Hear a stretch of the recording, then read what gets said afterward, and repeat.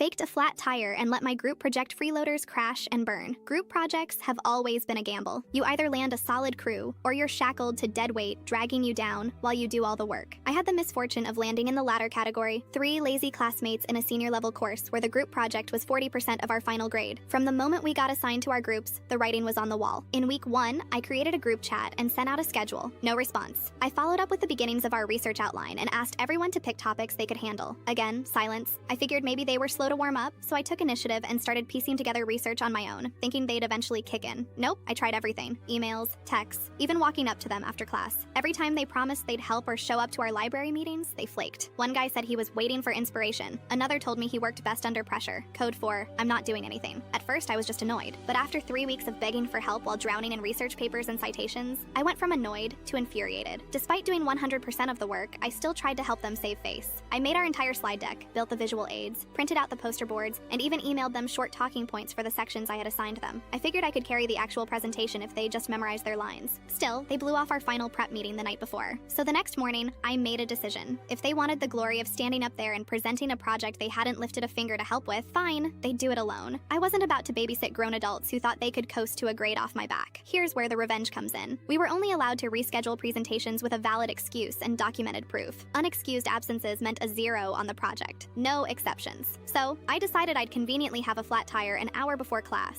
I lived out of town, so this wasn't hard to fake. I went to a local junkyard, bought the cheapest beat-up used tire they had, got a receipt and everything, took some photos of it in the backseat of my car, and emailed my professor saying I'd had a blowout on the way to campus and was waiting on roadside assistance. I attached the receipt and photos. He replied kindly, saying I could do a solo presentation during his office hours later that week. Then I sat back and waited for the show to implode. The aftermath was better than I imagined. One of the group members emailed me later that day in a panic asking where I was. I told them to check with the professor. A friend of mine in class told me the group froze during the presentation. One girl tried to read off the slides and got cut off by the professor. Another tried to pass my talking points off as their own but couldn't answer any follow-up questions. They stumbled, stuttered, and ultimately admitted that I was the one who did the project. The professor was apparently unimpressed. Not only did they likely fail the project, but considering their low grades in the class already, it might have cost them their entire semester. Meanwhile, I presented one-on-one during office hours. Since I knew the material inside and out because I wrote the entire thing, I crushed it, got full marks. A few weeks later, the professor emailed me privately and said he appreciated my honesty and how I handled the situation. He didn't get into detail, but I suspect he may have spoken to them about academic integrity, or at least gave them a rude awakening.